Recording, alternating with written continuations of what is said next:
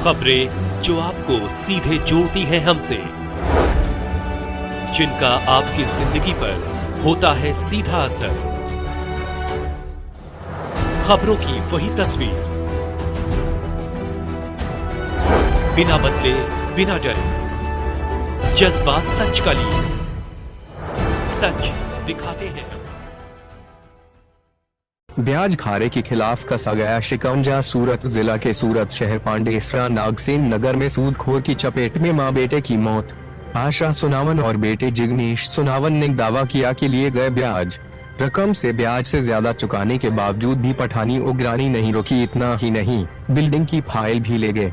उन्होंने उन्हें घर से निकाल देने की धमकी दी और ब्याज न देने पर जान से मारने की धमकी दी। ऐसे ब्याजखोरों के खिलाफ सख्त से सख्त कार्रवाई होनी चाहिए, जो गरीब आदमी का लाभ उठाकर ब्याज पर पैसा देते हैं, उसके बाद मूलधन सुनने के बावजूद भी ब्याज पर ब्याज लगाकर गरीब आदमी को प्रताड़ित करते हैं। आगे पांडेसरा पुलिस ने मामला दर्ज कर आगे की जांच पड़ताल फिलहाल चालू किया है। सूरत से नरेंद्र पटेल की रिपोर्ट।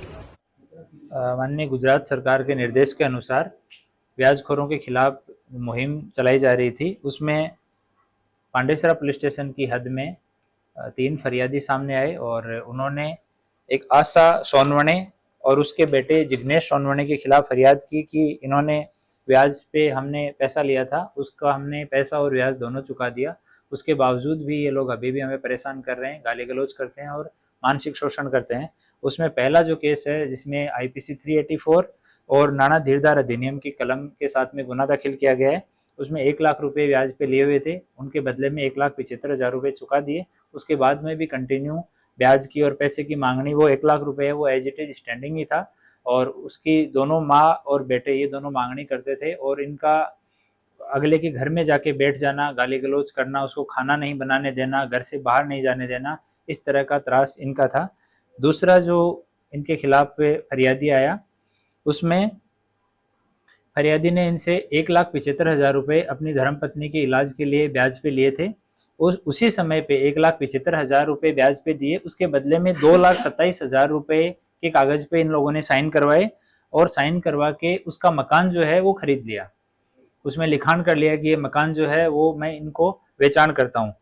तो उसी टाइम पे इसने 50,000 रुपये ज़्यादा का लिखान करवा लिया। उसके बाद में कंटिन्यू ब्याज लेते रहे। ये पैसा जो है वो भी चुका दिया गया, लेकिन इसके मकान की फाइल अभी भी उनके पास है और उस मकान पे कब्जा करके उसमें दूसरा किराएदार इसने बिठाया हुआ है। तो उसकी फरियाद पे IPC 386 और नाना धीरदार अधिनियम के तहत FIR दर्ज की गई है। तीसरा जो फरियादी सामने आया, उसने 50,000 रुपये इनसे उधार लिए थे। उसके बदले में 54,000 रुपये चुका दिए और बाद में मंथली किस्त के रूप में भी ब्याज वो हर महीने चुका रहा था। उसके बावजूद उसका घर जो है वो आशा सोनवणे ने अपने दामाद के नाम पे गिरवी रखवा लिया और उसके मकान पे कब्जा कर लिया। तो इन तीनों की FIR दर्ज की गई है और बाद में जब पंचनामा के दौरान उसके घर पे पंचनामा किया गया तो 3-4 और फाइलें वहाँ पे मिली हैं। तो उन फाइलों में जिनका नाम है उनके साथ में अभी पुलिस कॉन्टेक्ट कर रही है। अगर उनके साथ भी इस तरह का पैसा देके और इस तरह का टॉर्चर हुआ है तो उनको बुला के उनकी निवेदन लेके उनके खिलाफ भी गुना दाखिल किया जाएगा। तो अभी ये ब्याज के खिलाफ जो मुहिम चलाएगी, उसके बाद में लोगों में जागरूकता आई है और लोग धीरे धीरे सामने आके और फरियाद कर रहे हैं। Thank you.